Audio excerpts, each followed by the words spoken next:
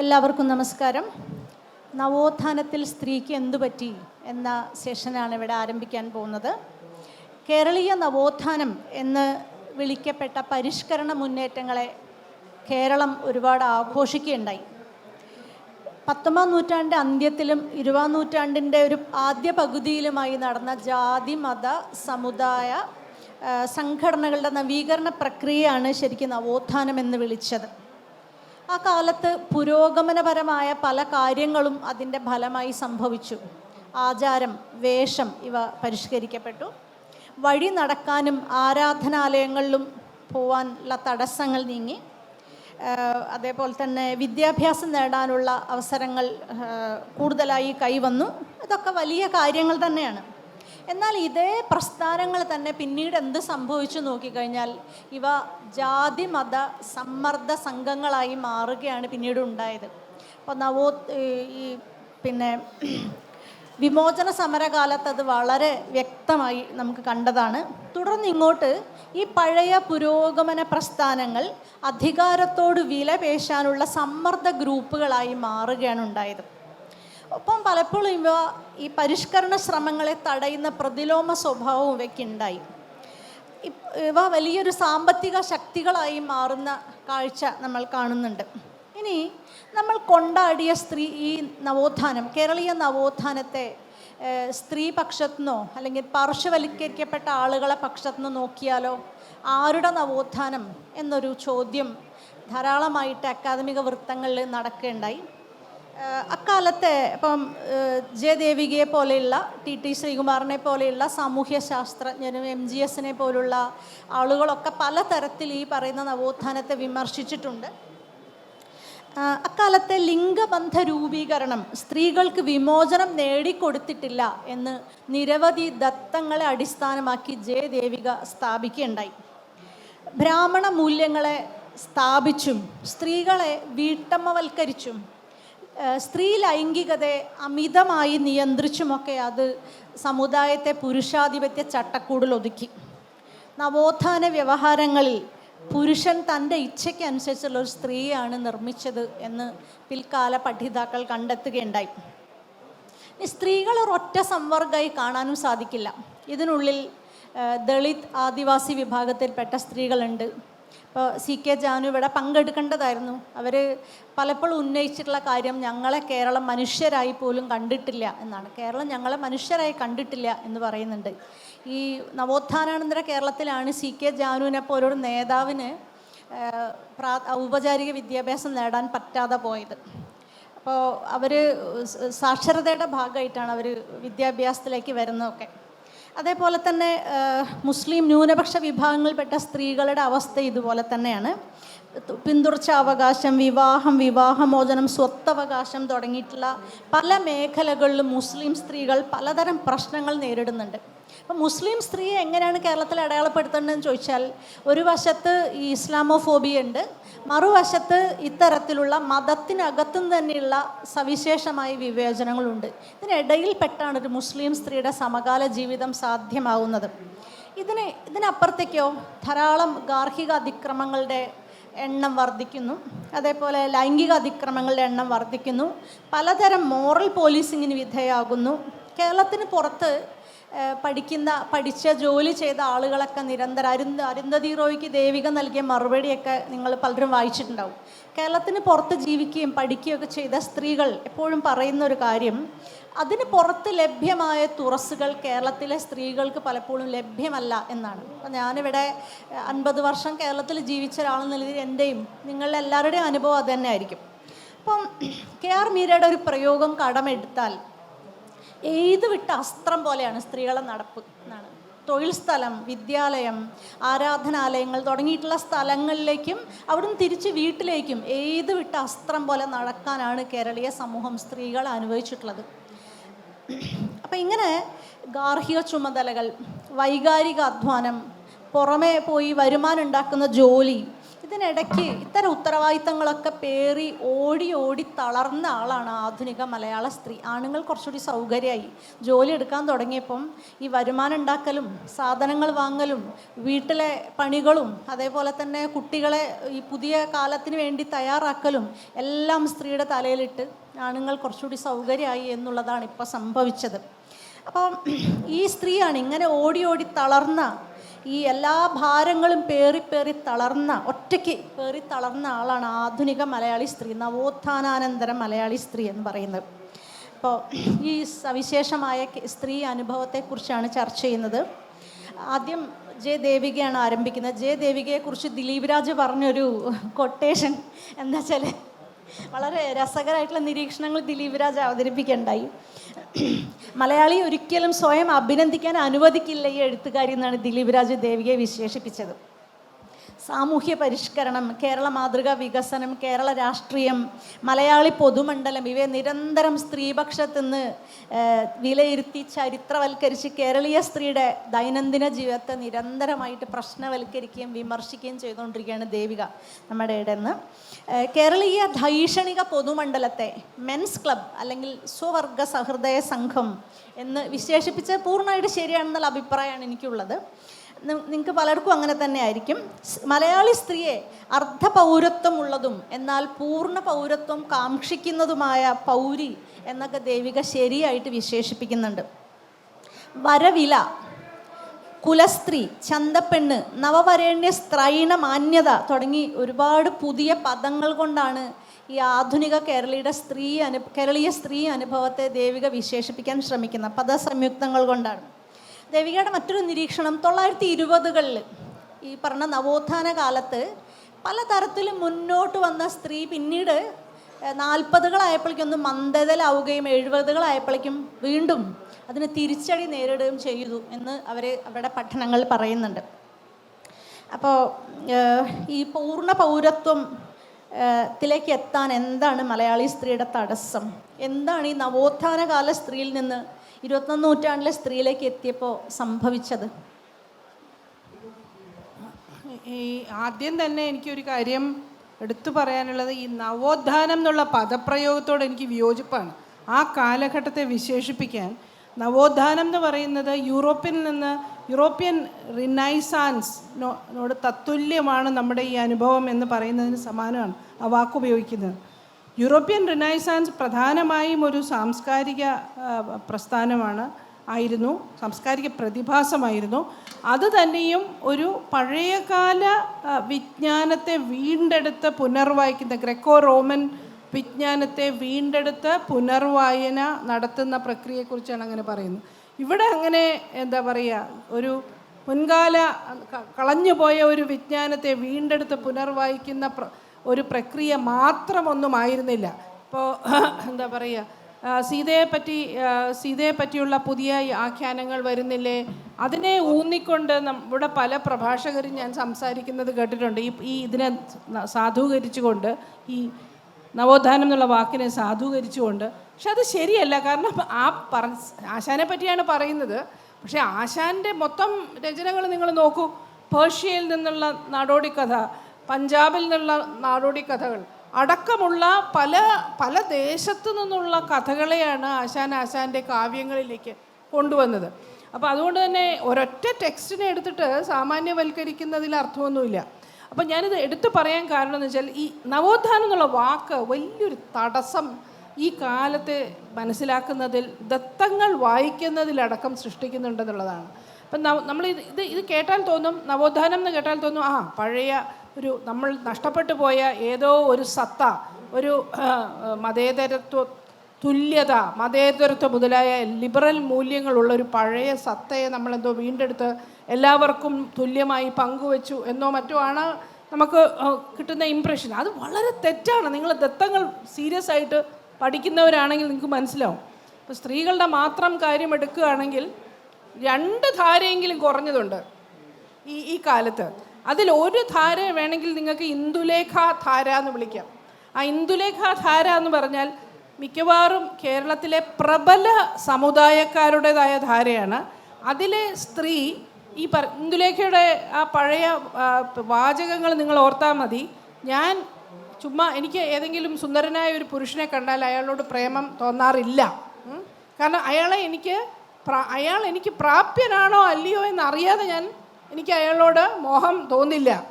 എന്നുവെച്ചാൽ ആദ്യം മോഹം തോന്നി പിന്നെ അടക്കി എന്നല്ല ഇന്ദുലേഖ ക്ലാരിഫൈ ചെയ്യുന്നുണ്ട്. അതായത് നളചരിതത്തിലെ ദമയന്തിയുടെ പഴയ നിലപാടിൻ്റെ ഒരു ആധുനിക വേർഷനാണത്. ശരിക്കും ദമയന്തി കാട്ടിൽ ഒറ്റ വസ്ത്രവുമായി ഉപേക്ഷിച്ചു പോയ ഭർത്താവിനെ ഓർത്ത് പെരുമ്പാമ്പ് വിഴുങ്ങാൻ തുടങ്ങുന്ന ആ പെരുമ്പാമ്പിനെ എയ്ത് കൊന്നുകളഞ്ഞ കാട്ടാളനെ പാതിവ്രത്യ ശക്തി കൊണ്ട് ഭസ്മമാക്കിയ ആളാണ്. അപ്പോൾ അങ്ങനെ ഞാൻ അങ്ങ് പോവത് എങ്ങനെ വായിച്ചിട്ടുണ്ടെങ്കിൽ നിങ്ങൾക്കൊക്കെ അറിയാം. അത്ര പ്രണയത്തോടെയും കാമവും പ്രേമവും കലർന്ന ഒരു ക്ഷണമാണ് ആ കാട്ടാളൻ ദമയന്തിക്ക് കൊടുക്കുന്നത്. പക്ഷേ ഈ പറയുന്ന പോലെയാണ്, ജാതി എന്ന് പറയുന്നൊരു അതിർവരമ്പുണ്ട്. അതിനപ്പുറം നിൽക്കുന്ന ഒരുത്തൻ ഇങ്ങനെ തന്നെ നോക്കാനിടയായി എന്നുള്ളത് മതി ദമയന്തിക്ക്. പക്ഷെ ഇന്ദുലേഖ ആയപ്പോഴേക്കും ഈ ജാതിയുടെ അതിർവരമ്പിനെ കുറിച്ച് പറയില്ല. അതിന് പകരം എനിക്ക് പ്രാപ്യനല്ലാത്ത ഈ പ്രാപ്യനല്ലാതാക്കുന്നത് എന്താണെന്ന് ചോദിച്ചാൽ അന്നും ജാതി തന്നെയാണ് പ്രധാനപ്പെട്ട അതിർവരമ്പ്. അപ്പം അതിനെ വളരെ ബുദ്ധിപൂർവം ഈ ജാതിയെ നമ്മളെ കാണാൻ അനുവദിക്കാത്ത ഒരുതരം വ്യവഹാരമാണ് ആധുനികതയിലെ തുല്യത എന്ന് പറയുന്നതിന് ഉത്തമ ഉദാഹരണമാണത്. അങ്ങനെ ഒരു ഇന്ദുലേഖ ധാരയുണ്ട്. അതായത് വിദ്യാഭ്യാസം ഉണ്ടാവും, ഈ ആധുനിക സ്കിൽസ്, ഒരു പുതിയ കുടുംബം ഉണ്ടാക്കാനുള്ള ആവശ്യമായ സകല സ്കിൽസും വിദ്യാഭ്യാസവും ആർജിച്ച സ്ത്രീ ആയിരിക്കും. പക്ഷേ ഈ ഉണ്ടായി വരുന്ന പുതിയ സമുദായത്തിൻ്റെ 4 അതിർത്തിക്ക് ഉള്ളിൽ ഈ കഴിവുകൾ പ്രയോഗിക്കാനും തൻ്റെ ശരീരത്തെ ആ സമുദായത്തിനും ആ സമുദായത്തിലെ കുടുംബത്തിലെയും ശുദ്ധരക്തം പ്രവഹിക്കാനുള്ള വാഹനമാകാൻ സമ്മതിക്കുകയും ചെയ്യുന്ന സ്ത്രീയാണ് ഈ ഇന്ദുലേഖ ധാരയിൽപ്പെട്ട നവോത്ഥാന സ്ത്രീ. ഇവരെയാണ് ഞാൻ ഗൃഹിണി എന്ന് വിളിക്കുന്നത്. ഗൃഹിണി. അപ്പോൾ ഈ ആധുനിക ഗൃഹിണിക്ക് 2 ധർമ്മമാണുള്ളത്. ഒന്ന്, ഇതേ സമുദായത്തിൽപ്പെട്ട ഒരു ഉത്തമ പുരുഷനെ വിവാഹം ചെയ്ത് അയാളുടെ ജീൻ പൂളിനെ റീപ്രൊഡ്യൂസ് ചെയ്യാം. അപ്പോൾ കേരളത്തിൽ അത് ഇപ്പോൾ ഏറ്റവും വ്യക്തമായിട്ട് കാണാവുന്നത് നമ്മുടെ ഫാമിലി പ്ലാനിങ് ഇതിലാണ്. അതായത് കേരളത്തിലെ വാസക്ടമികളുടെ കണക്കെടുത്താൽ ഒരു വർഷം 800, 700, 600 ഒക്കെ ഉള്ളൂ. പക്ഷേ ട്യൂബെക്ടമികൾ ലക്ഷക്കണക്കിനാണ്. ഈ ട്യൂബെക്ടമികളെല്ലാം ഒരു 26, 27 വയസ്സാവുമ്പോഴേക്കും നടക്കും. 2 കുട്ടികളായി കഴിയുമ്പോഴേക്കും നടക്കും. അതെ. അപ്പോൾ അതാണ് ആലോചിച്ച് നോക്കണം. ട്യൂബെക്ടമി റിവേഴ്സ് ചെയ്യാൻ വളരെ പ്രയാസമുള്ള സർജറിയാണ്. 15,600,000 ആണ് ഒരു വർഷത്തെ വ്യത്യാസം. അപ്പോൾ ഈ ട്യൂബെക്ടമി റിവേഴ്സ് ചെയ്യാൻ വളരെ ബുദ്ധിമുട്ടാണ്. വാസക്ടമി വളരെ വേഗം റിവേഴ്സ് ചെയ്യാവുന്ന സർജറിയാണ്. അപ്പോൾ ഇതെന്താ കാണിക്കുന്നതെന്ന് വെച്ചാൽ, ഒരു സ്ത്രീയുടെ ശരീരം ഈ പറഞ്ഞ അവളുടെ സമുദായത്തിലെ പുരുഷൻ്റെ ജീൻ പൂളിനെ റീപ്രൊഡ്യൂസ് ചെയ്ത് കഴിഞ്ഞാൽ പിന്നെ അത് ഡിഫങ്ക്റ്റ് ആവണം. അത് പിന്നെ പ്രവർത്തിക്കരുത്. പിന്നെ ആ സ്ത്രീക്ക് വേറൊരു പുരുഷനെ വിവാഹം ചെയ്ത് അയാളുടെ കുട്ടികളുണ്ടാവണമെന്ന് തോന്നിയാൽ അത് പാടില്ല. അപ്പോൾ ഇതാണ് ഇന്ദുലേഖയുടെ ഒരു ധർമ്മം. രണ്ടാമത്തെ ധർമ്മം എന്ന് പറഞ്ഞാൽ ആധുനിക വിദ്യാഭ്യാസമൊക്കെ നേടിയല്ലോ. അപ്പോൾ ഈ സമുദായത്തിന് സന്തതികളെ ഉത്തമ ആധുനിക ഉൽപാദന പൊതുരംഗങ്ങളിൽ പ്രവർത്തിക്കാൻ പ്രാപ്തിയുള്ള മക്കളെ ഉണ്ടാക്കണം. ഇത് രണ്ടുമാണ് ആധുനിക. അപ്പം ഇത് വളരെ നിങ്ങൾ മനസ്സിലാക്കണം. എൻഡോഗാമി, അതായത് സജാതീയ വിവാഹത്തെ പിന്താങ്ങാത്ത ഒരൊറ്റ സമുദായ നവീകരണ പ്രസ്ഥാനവും കേരളത്തിൽ ഉണ്ടായിട്ടില്ല. എൻഡോഗാമി എന്ന് പറഞ്ഞാൽ അതേ സജാതീയ വിവാഹം, അവരോരുടെ ആണുങ്ങളെ തന്നെ അവരോരുടെ പെണ്ണുങ്ങൾ കല്യാണം കഴിക്കുക എന്നുള്ളത്. അപ്പോൾ അത് ശരിക്കും ഈ എൻഡോഗാമിക്കകത്താണ് ഈ പറയുന്ന നവീകരണം. അതാണ് ഒരു ഇന്ദുലേഖ മാതൃക. ആ മാതൃകയ്ക്ക് ഒരു കുഴപ്പവും പറ്റിയിട്ടില്ല. ഈ നവോത്ഥാന മഹിളയ്ക്ക് എന്ത് പറ്റിയെന്ന് ചോദിച്ചിട്ടില്ലേ, അതിങ്ങനെ പെരുകിക്കൊണ്ടിരിക്കുകയാണ്. ആ മാതൃകയ്ക്ക് ഒരു കുഴപ്പവും പറ്റിയിട്ടില്ല, അത് പെരുകിക്കൊണ്ടിരിക്കുകയാണ്. 1950-കൾ വരെയൊക്കെ ഈ പറഞ്ഞ പ്രബല സമുദായക്കാരുടെ ഇടയിലായിരുന്നു ആ ഇന്ദുലേഖ മാതൃക വളരെ കോമൺ ആയിരുന്നത്. അപ്പോൾ തൊഴിലാളികളെ ഈ പറഞ്ഞ പോലെ വർക്കിംഗ് ക്ലാസ്, നമ്മുടെ ഇവിടുത്തെ തൊഴിലാളി സമരങ്ങളിലൂടെയും ഇടതുപക്ഷ പ്രസ്ഥാനത്തിലൂടെയും ഒക്കെ തൊഴിലാളികൾ പഴയ ജാതി വ്യവസ്ഥയിലെ ഭൃത്യാ നിലയിൽ നിന്ന് അവർ അടർത്തി മാറ്റപ്പെട്ടു. അവർക്ക് അതിൽ നിന്ന് ഒരു രക്ഷയുണ്ടായി. പക്ഷേ ആ രക്ഷ ഒരു പുതിയ തരം കുടുംബജീവിതമല്ല. ഈ പറയുന്ന പോലെ നമ്മുടെ ഇന്ദുലേഖ മാതൃക തന്നെ ഒരു ചുരുങ്ങിയ രീതിയിൽ ഇന്ദുലേഖയ്ക്ക് കിട്ടുന്ന സാമൂഹികമായ ക്രെഡിറ്റ് ഒന്നും ഇല്ലാതെ തൊഴിലാളി വർഗത്തിനിടയിലും പ്രചരിക്കുന്നു. അപ്പോൾ അതിന് മുൻകൈ എടുക്കുന്നത് ഇവിടുത്തെ ആധുനിക സ്വതന്ത്ര ഭാരതത്തിലെ ആധുനിക വികസനവാദ ഭരണകൂടമാണ്. അപ്പോൾ നമ്മുടെ വേജ് ഫിക്സേഷൻ ആക്ട്സ് ഒക്കെ നോക്കിയാൽ അറിയാം, ആ സമയത്താണ് നമ്മുടെ കൂലി പിന്നെ മിനിമം കൂലി ഉറപ്പിക്കുന്ന പിന്നെ നിയമങ്ങളിൽ പലതരം ചർച്ചകൾ ഉണ്ടാകുന്നത്, കമ്മിറ്റികൾ ഉണ്ടാകുന്നത്. അതിലെല്ലാം നിങ്ങൾ നോക്കിയാൽ കാണാം ഈ തൊഴിലാളി സ്ത്രീയുടെ അധ്വാനം ഈ പുരുഷനായ തൊഴിലാളിയേക്കാൾ കുറവാണെന്നോ കഴിവ് കുറവാണെന്നോ അല്ലെങ്കിൽ വേറെ എന്തെങ്കിലും ഒരു എക്സ്ക്യൂസ് കണ്ടുപിടിക്കും കുറഞ്ഞ കൂലി കൊടുക്കാൻ. അപ്പോൾ കശുവണ്ടി മേഖലയിലാണെങ്കിൽ ഒരു തരത്തിലും കുറഞ്ഞ കൂലി കൊടുക്കാനുള്ള വകുപ്പ് കാണുന്നില്ല. അതുകൊണ്ട് ഒറ്റയടി അടിച്ചു, പുരുഷനാണ് കുടുംബത്തിലെ പ്രധാനപ്പെട്ട ബ്രെഡ് വിന്നർ. അപ്പം മെയിൽ ബ്രെഡ് വിന്നർ പുരുഷനാണ്, അതുകൊണ്ട് പുരുഷന് പൂർണ്ണ കൂലി കൊടുക്കും. സ്ത്രീ സെക്കൻഡറി ഏണറാണ്. കാരണം അപ്പോൾ പുരുഷനെ പോറ്റേണ്ട ബാധ്യത സ്ത്രീയില്ല. ആലോചിച്ച് നോക്കണം, ആ സമയത്ത് ഈ തൊഴിലാളി വർഗത്തിൻ്റെ ഇടയിൽ നടന്ന പല സർവേകളും, ഞാനിത് 1950കളുടെ കാര്യമാണ് പറയുന്നത്, പല സർവേകളിലും സംശയാതീതമായിട്ട് ഉയർന്നു വന്നൊരു കാര്യമാണ് ഈ തൊഴിലാളി കുടുംബങ്ങളിലെ മുഖ്യമായി വരുമാനം കൊണ്ടുവരുന്നത് സ്ത്രീയാണെന്ന്. പക്ഷെ സ്ത്രീക്ക് കുറഞ്ഞ കൂലിയെ കൊടുക്കുകയുള്ളൂ. പിന്നെ ഏറ്റവും തമാശ, റബ്ബർ ടാപ്പർമാരുടെ കൂലി ഉറപ്പിക്കുന്ന ഒരു ചർച്ചയ്ക്കകത്ത് റബ്ബർ ടാപ്പറായ സ്ത്രീകളാണ് പുരുഷന്മാരെക്കാൾ അധികം പ്രൊഡക്റ്റീവ് എന്ന് തെക്കോട്ട്, അതായത് എറണാകുളത്തിന് തെക്കോട്ടുള്ള റബ്ബർ പ്ലാന്റേഷനുകളിലെല്ലാം തെളിവുണ്ട്. അപ്പോൾ ഇത് കുറച്ച് കൊടുക്കേണ്ട, ഇനി എന്ത് ചെയ്യും കുറയ്ക്കാൻ? അപ്പോൾ അതുകൊണ്ടൊരു കണ്ടുപിടിച്ചു, ഈ ടാപ്പർമാർ ഈ പെണ്ണുങ്ങൾ ഇത്രയും പ്രൊഡക്റ്റീവ് ആവുന്നത് അവരവരുടെ മക്കളെ കൊണ്ട് ബക്കറ്റ് എടുപ്പിക്കുന്നത് കൊണ്ടാണ്. അല്ലെങ്കിൽ അവർ ഒരേപോലെ മക്കള് പെണ്ണുങ്ങളെ സഹായിക്കും, ബക്കറ്റ് എടുക്കുന്നത് കൊണ്ട് അവർക്ക് ബക്കറ്റ് ചുമക്കേണ്ട കാര്യമില്ല. അപ്പോൾ അതുകൊണ്ട് അങ്ങനെ കൊടുക്കാൻ പാടില്ല. അപ്പം മക്കളല്ലേ ചെയ്യുന്നത്, അപ്പോൾ മക്കൾക്ക് കൂലി കൊടുക്കാൻ പറ്റില്ല, അപ്പോൾ അമ്മയ്ക്കും കൂലി അത്രയും കുറച്ചേ കൊടുക്കുകയുള്ളൂ. അങ്ങനെ എന്തെങ്കിലുമൊക്കെ കഴിവ് പറഞ്ഞ് തൊഴിലാളി സ്ത്രീക്ക് കൂലി കുറച്ച് കൊടുക്കുക. തൊഴിലാളി സ്ത്രീക്ക് ശാരീരികമായ ക്ഷമത കുറവാണ്, അല്ലെങ്കിൽ അവൾ ചെയ്യുന്ന ജോലി അത്രയ്ക്ക് കർഷക തൊഴിലാളികളുടെ മിനിമം കൂലി ചർച്ചകളൊക്കെ കേട്ടാൽ നിങ്ങളാരും വിശ്വസിക്കില്ല, അതുകൊണ്ട് ഞാൻ പറയുന്നില്ല. പക്ഷേ ഞാൻ പറയുകയാണ് ഇതുപോലെ. അപ്പോൾ ഇത് ഭരണകൂടത്തിൻ്റെ നേതൃത്വത്തിൽ നടക്കുന്ന പ്രക്രിയയാണെന്ന് ആലോചിക്കണം. അപ്പോൾ തൊഴിലാളി സ്ത്രീക്ക് തൊഴിലാളി പ്രസ്ഥാനത്തിൽ പൂർണ്ണമായ സ്ഥാനം കൊടുക്കുന്നില്ല, അവളെ വീട്ടമ്മയാക്കുകയാണ്. അങ്ങനെ ഈ ഒരു വീട്ടമ്മവൽക്കരണം, പിന്നെ പലതരം ക്ഷേമ വിഭവങ്ങൾ സർക്കാരിൽ നിന്ന് കിട്ടുന്നുണ്ട്. സർക്കാർ സർവീസിലല്ലാണ്ട് എവിടെയും സ്ത്രീക്കും പുരുഷനും തുല്യവേതനം കേരളത്തില്ല ഇല്ല. പിന്നെ 71 ഭൂപരിഷ്കരണം വരുമ്പോൾ ആ ഭൂമി കിട്ടുന്നതും പുരുഷന് തന്നെയാണ്.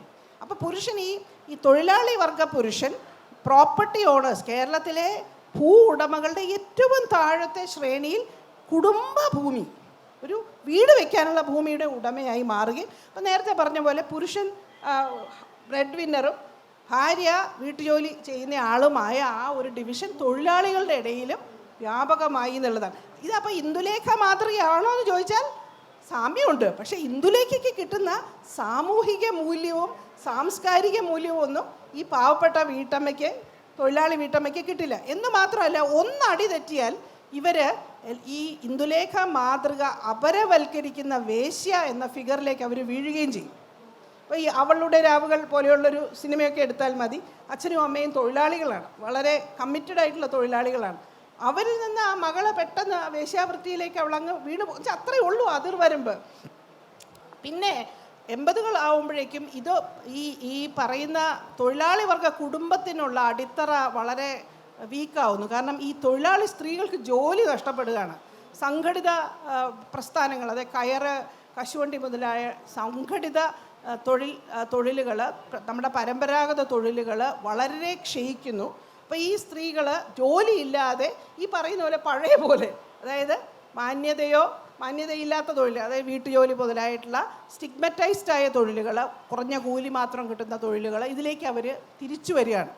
എന്ന് മാത്രമല്ല 90കളാവുമ്പോഴേക്കും നമ്മുടെ ഇവിടുത്തെ ധനിക ദരിദ്ര ഭേദം വളരെ വർദ്ധിക്കുകയും നമ്മുടെ ക്ഷേമ സംവിധാനത്തിൻ്റെ സ്വഭാവം തന്നെ മാറുകയൊക്കെ ചെയ്യുന്നതോടെയാണ് ശരിക്കും ഈ ഒരു ക്രൈസിസിലെത്തുന്നത് ഈ വർക്കിംഗ് ക്ലാസ് ഫാമിലി.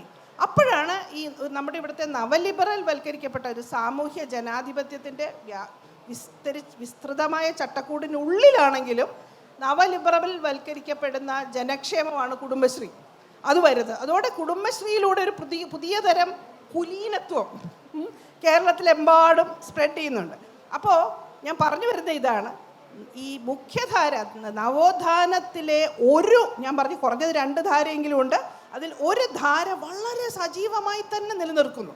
അതിനെ വളർത്താനായിട്ട് ഞാൻ ഈ കേരളത്തിലെ ബ്രാഹ്മണ ശൂദ്ര സാംസ്കാരിക രൂപീകരണമായ നവസവർണ വളരെ മുന്നിൽ നിൽക്കുന്നുണ്ട്. നമ്മളിപ്പോൾ കുലസ്ത്രീ എന്ന് വിളിച്ച് കളിയാക്കുന്നവർ അതിൽപ്പെടുന്നവരാണ്. എന്നാൽ അതേസമയം വേറെ ഒരു ധാരയുണ്ട്. വേറെ ഒരു ധാര എന്ന് പറഞ്ഞാൽ ഈ നിങ്ങൾ എന്താ പറയുക, കോച്ചാട്ടിൽ കല്യാണിക്കുട്ടിയമ്മയെ പറ്റിയോ നമ്മളിപ്പോൾ നിങ്ങൾ കേട്ടിട്ടില്ലാത്ത സ്ത്രീകളുണ്ട്. അതിൽ അന്നാച്ചാണ്ടിയുണ്ട്, കോച്ചാട്ടിൽ കല്യാണിക്കുട്ടിയമ്മ, അല്ലെങ്കിൽ ലളിതാംബിക അന്തർജനമോ സരസ്വതി അമ്മയും. ഇവരൊക്കെ ശരിക്കും എന്നോട് ചോദിച്ചാൽ നമ്മുടെ സങ്കല്പത്തിലെ നവോത്ഥാന വനിത ഈ പറഞ്ഞവരൊക്കെയാണ്. അതായത് നവോത്ഥാന മൂല്യങ്ങളായിട്ട് നമ്മൾ സങ്കല്പിക്കുന്ന കുറേ കാര്യങ്ങളുണ്ട്.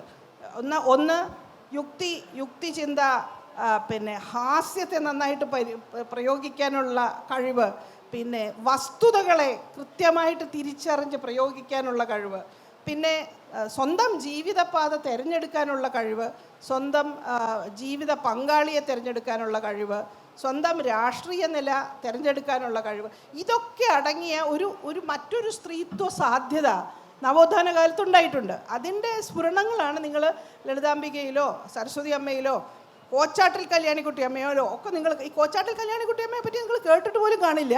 പക്ഷേ കേരളത്തിലെ ഫോർമോസ്റ്റായ ശാസ്ത്ര അധ്യാപികയായിരുന്നു അവർ. കേരളത്തിലെ ഏറ്റവും പ്രഗത്ഭയായ ഒരു ശാസ്ത്ര പ്രചാരകയും അധ്യാപികയുമായിരുന്നു. വളരെ സ്വതന്ത്രയായി ജീവിച്ചിരുന്ന ഒരു സ്ത്രീയായിരുന്നു. ഭർത്താവിൽ നിന്ന് മാറി താമസിച്ചു, ധാരാളം യാത്ര ചെയ്തു. യൂറോപ്പിലൊക്കെ പോയിട്ട് അവർക്ക് വായിച്ച് വളരെ താല്പര്യം തോന്നിയ റൊമൈൻ റോളൻഡിനെ പോയി കണ്ടു. നാട്ടിൽ സ്റ്റാലിൻ്റെയും ട്രോട്സ്കിയുടെയും, ഇതൊക്കെ 30കളിലാണെന്ന് ആലോചിക്കണം, 30കളിലും 40കളിലും സ്റ്റാലിനെയും ട്രോട്സ്കിയും ഒക്കെ വായിച്ചിട്ട് ട്രോട്സ്കിയിസ്റ്റ് ആണെന്ന് സ്വയം പ്രഖ്യാപിക്കുകയൊക്കെ ചെയ്ത ഒരു സ്ത്രീയാണ്. അപ്പം അങ്ങനെയുള്ള സ്ത്രീയെ കേരളം അവരോട് ചെയ്ത ദ്രോഹം എനിക്ക് തോന്നുന്നില്ല അതിനൊന്ന് സമയം കിട്ടും പറയാൻ. അതുപോലെ അവരുടെ കുടുംബ വീട് തട്ടിയെടുത്ത് അവരെ പെരുവഴിയിലാക്കി, അവരുടെ പുറത്ത് കള്ളക്കേസ് കൊണ്ടുവന്ന് അവരെ ജയിലിലടച്ച് 2 വർഷം ഒരു ജയിലിൽ കിടന്ന് തീർത്തും അവശയും. പിന്നെ അവരുടെ വിദ്യാർത്ഥികൾക്ക് അവരത്രയും പ്രിയപ്പെട്ടവരായതുകൊണ്ട് തൃശ്ശൂരെ അവരുടെ വിദ്യാർത്ഥിനികളെല്ലാവരും കൂടി ചേർന്നാണ് അവരുടെ മകൻ വലുതായി വലിയ അറിയപ്പെടുന്ന ഒരു ജേർണലിസ്റ്റായി മാറുന്നവരെ അവരെ സംരക്ഷിച്ചത് അവരുടെ വിദ്യാർത്ഥിനികളാണ്. അപ്പോൾ ഇത് രണ്ട് വഴികളാണ്. പിന്നെ അതുപോലുള്ള ഒരുപാട് നവോത്ഥാന സ്ത്രീകൾ ജീവനം കൊണ്ട് കേരളത്തിൽ നിന്ന് ഓടിപ്പോയിട്ടുണ്ട്. പന്നമണി അല്ലെങ്കിൽ EK ജാനകിയമ്മാളൊക്കെ ഈ ലോകത്തെ ഏറ്റവും പ്രഗത്ഭരായ പ്ലാന്റ് ബയോളജിയിൽ വളരെ എന്താ പറയുക കാര്യമായ കണ്ടുപിടുത്തങ്ങൾ നടത്തിയിട്ടുള്ള സയൻറ്റിസ്റ്റാണ് EK ജാനകിയമ്മാൾ. ജീവനും കൊണ്ടോടി കേരളത്തിൽ നിന്ന്. അങ്ങനെ ഒരുമാതിരി കൊള്ളാവുന്നവരൊക്കെ ഇവിടെ മാത്തമാറ്റിക്സിലൊക്കെ വളരെ നമ്മുടെ എഴുത്തുകാരിയായ രാജലക്ഷ്മിയുടെ സഹോദരി സരസ്വതി അമ്മ അറിയപ്പെടുന്ന മാത്തമാറ്റീഷ്യനായിരുന്നു. അവരിവിടെ വന്ന് 2 മാസം വർക്ക് ചെയ്ത് അവർക്ക് മനസ്സിലായി ഇവിടുത്തെ സ്ഥിതി എന്താണെന്ന്. ജീവനം കൊണ്ടുപോയി അവർ ബനാറസ് ഹിന്ദു സർവകലാശാലയിൽ ഒരുപാട് കാലം അവിടെയാണ് വർക്ക് ചെയ്തത്. അപ്പോൾ അങ്ങനെ കേരളത്തിൽ നിന്ന് ഓടി രക്ഷപ്പെട്ടു പോയ ഒരുപാട് സ്ത്രീകളുടെ കഥ നമുക്കറിയില്ല. ആ സ്ത്രീകളാണ് സത്യത്തിൽ ഈ പറയുന്ന ഒരു നമ്മൾ കാണാതായ നവോത്ഥാന വനിത. പിന്നെ ജാനു ഇവിടെ വരാത്തതിൽ എനിക്ക് വലിയ സങ്കടമുണ്ട്. കാരണം ഈ നവോത്ഥാന വ്യവഹാരത്തിൻ്റെ ഉള്ളിൽ ഇവർക്ക് ഈ ആദിവാസികൾ, ഞാൻ പറഞ്ഞില്ലേ, ദലിതർക്ക് ഈ ഭരണകൂടത്തിൻ്റെ ഭരണകൂടം ഇങ്ങനെ മുകളിൽ നിന്ന് താഴേക്ക് അടിച്ചിറക്കിയ ഒരു ആൺപെൺ ബന്ധത്തിൽ ഊന്നിയ കുടുംബ സങ്കല്പം ഉണ്ടായിരുന്നു. ആദിവാസികളെ സംബന്ധിച്ചിടത്തോളം ഇതുപോലൊന്നുമല്ല. അവരുടെ ഇടയിൽ ആധുനികത എന്ന് പറഞ്ഞാൽ ബ്യൂറോക്രാറ്റിക് മോഡേണിറ്റി എന്ന് വേണം അതിന് പറയാൻ. കച്ചേരി കോയ്മയുടേതായ ആധുനികത. അത് ഈ പറയുന്ന പോലെ ഈ അനുഭവവുമായി ഒരു ബന്ധവുമില്ല. അപ്പോൾ അവരെ സംബന്ധിച്ചിടത്തോളം എനിക്ക് തോന്നുന്നു നന്നായി. അതുകൊണ്ടാണ് കഴിഞ്ഞ ദിവസം നമ്മൾ ഇരുള പിന്നെ ട്രൈബ്സിൻ്റെ നൃത്തത്തെ അപമാനിക്കുന്ന രീതിയിൽ ഒരു വേദിയിൽ അത് അവതരിപ്പിക്കുക, അതിൻ്റെ ജഡ്ജ് ചെയ്തപ്പോൾ ഒരു ചെറുപ്പക്കാരിയായ സ്ത്രീ എഴുന്നേറ്റ് നിന്ന് ശക്തമായ ഭാഷയിൽ അതിനെ ചോദ്യം ചെയ്യുന്നത് കണ്ടു. അപ്പോൾ അവർക്കിനി നവോത്ഥാനത്തിൻ്റെ ഒന്നും ആവശ്യമില്ല. ദൈവാധീനം എന്തുകൊണ്ടെന്ന് എനിക്ക് പറയാൻ വയ്യ. നവോത്ഥാനമൊന്നും ഇല്ലെങ്കിലും അവരുടെ ചെറുപ്പക്കാരായ സ്ത്രീകൾ അവരുടേതായ ഒരു ലെവൽ കണ്ടെത്തി കഴിഞ്ഞു എന്നുള്ളതാണ് എനിക്ക് തോന്നുന്നു ആശ്വാസകരമായ കാര്യം. Thank you. Doctor Khadeeja Mumtaz സന്ദേഹിയായൊരു മുസ്ലിം സ്ത്രീയുടെ അന്വേഷണങ്ങളും സംശയങ്ങളും കൊണ്ട് മലയാളികളെ സമ്പുഷ്ടരാക്കിയ ബർസ 2007 പ്രസിദ്ധീകരിച്ചത്. അതോടുകൂടിയാണ് കേരളം ഡോക്ടർ ഖദീജ മുംതാസിനെ ശ്രദ്ധിച്ചു തുടങ്ങിയത്. ഇടതുപക്ഷ സഹയാത്രികയാണ്, ഡോക്ടറാണ്, സ്ത്രീവാദിയാണ്, ആത്മീയ അന്വേഷി എന്നീ നിലകളിലൊപ്പം ഖദീജ മുംതാസിൻ്റെ ഏറ്റവും പുതിയ ദൗത്യം എന്ന് പറയുന്നത് മുസ്ലിം സ്ത്രീകളുടെ അവകാശ പോരാളി കൂടിയാണ്. അവരെ forum for gender justice for Muslims, ഫോർജം എന്ന മുസ്ലിം സ്ത്രീ അവകാശ സംഘടനയുടെ അധ്യക്ഷ എന്ന നിലയിൽ മുസ്ലിം വ്യക്തി നിയമ പരിഷ്കാരത്തിനും അതിനുവേണ്ടി നിയമപരവും ആശയപരവുമായ പ്രവർത്തനങ്ങൾക്ക് നേതൃത്വം നൽകുന്നുണ്ട്. അപ്പം കേരളീയ മുസ്ലിം സ്ത്രീയുടെ സവിശേഷമായ പ്രശ്നവും കേരളീയ സ്ത്രീയുടെ അവസ്ഥയുമൊക്കെ ഖദീജ മുംതാസിന് അതുമായി ബന്ധപ്പെട്ട ഒരുപാട് കാര്യങ്ങൾ പറയാനുണ്ടാവും. പക്ഷേ ഒരു വശത്ത് ഇസ്ലാമോഫോബിയയും മറുവശത്ത് ഈ പറയുന്ന മതങ്ങൾക്കകത്തുള്ള മുസ്ലിം സ്ത്രീയോടുള്ള വിവേചനവും, ഇത് രണ്ടിനും ഇടയ്ക്ക് നിന്നുകൊണ്ട് എങ്ങനെയാണ് ഒരു മലയാളി മുസ്ലിം സ്ത്രീ തന്നെ കണ്ടെത്തുക എന്നൊരു വലിയ ഒരു പ്രശ്നം അവരുടെ മുമ്പിലുണ്ട് എന്ന് തോന്നുന്നു.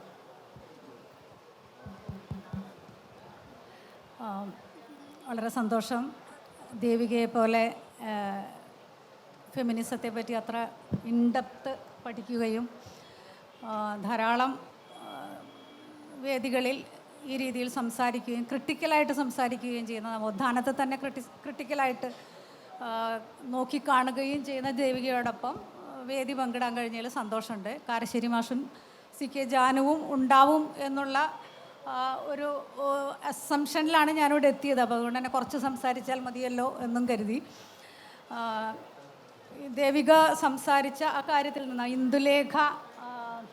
ഇന്ദുലേഖമാർ തന്നെയാണ് വാസ്തവത്തിൽ എല്ലാ സമുദായങ്ങളിലും ഇന്ദുലേഖ മാധവൻ കുടുംബങ്ങൾ തന്നെയാണ് പിന്നീട് ഉണ്ടായി വന്നിട്ടുള്ളത് എന്നാണ് എൻ്റെ ഒരു തോന്നൽ. 1889 ഇന്ദുലേഖ എഴുതി. ഒരുപക്ഷെ അത് വളരെ മലയാളിയെ സ്വാധീനിച്ചിട്ടുണ്ടാകാം. പിന്നെ നമ്മളീ പറയുന്ന നവോത്ഥാനം എല്ലാ സമുദായങ്ങളിലും അതിൻ്റെ ചലനങ്ങൾ ഉണ്ടായിട്ടുണ്ട്, ഇല്ല എന്ന് പറയുന്നില്ല.